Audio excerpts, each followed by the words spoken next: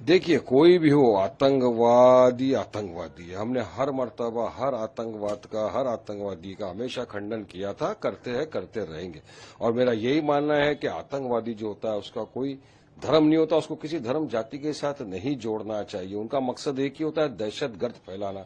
उनका इंटेंशन, जो इरादे होते हैं, उसके मकसद में उसको कामयाब होना है, उनको दहशतगर्द फैला के। अब धर्म से क्यों जोड़ना? अब जो नथुराम गोडसे, जिसने महात्मा गांधी का कत्ल कर दिया, आरएसएस की विचारधारा से जो प्रभावित था, वो तो देश का सबसे पहला आतंकवादी था। उसके कौन सी जाति थी? ये इंदिरा गांधी को जिन लोगों ने मार दिया वो कौन थे? राजीव गांधी को जो मार दिया वो कौन थे?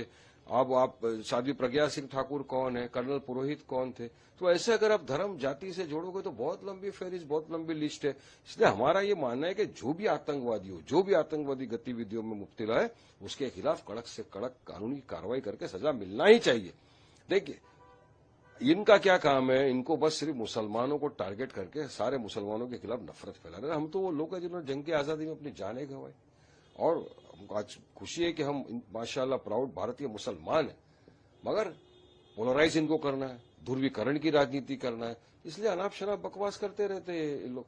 ये देश की सेकुलरिज्म के लिए, देश की डेमोक्रेसी के लिए, संविधान के लिए सही नहीं है इस तरह की बयानबाजी करना और एक ही समुदाय के तमाम लोगों को टारगेट करना। जब आपने देखा पहलगाम हुआ, तमाम भारतीय ने एक साथ कांधे से कांधा मिलाकर, हिंदू मुस्लिम सिख ईसाई सबने कहा जो भी सरकार निर्णय लेगी आतंकवाद के खिलाफ करना, हम साथ खड़े थे। हम पूरे, हमारे जो मिलिट्री है, हमारी पूरी आर्मी के साथ हम कांधे से कांधा मिलाकर खड़े थे।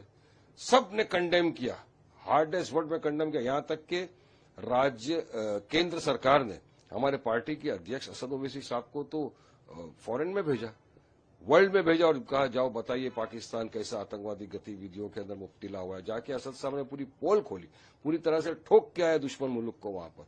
उसके बाद भी आप इस तरह की अगर ये बोलोगे कि नहीं आतंकवादी है तो मुसलमान ही है, तो मैं समझता हूं कि असंवैधानिक है, गलत है। इस तरह की नफरत फैलाने का किसी को अधिकार नहीं है, और पूरे देश के मुसलमानों को इस तरह से आप बोल के एक गाली जैसा ये आपको देने का कोई अधिकार नहीं है।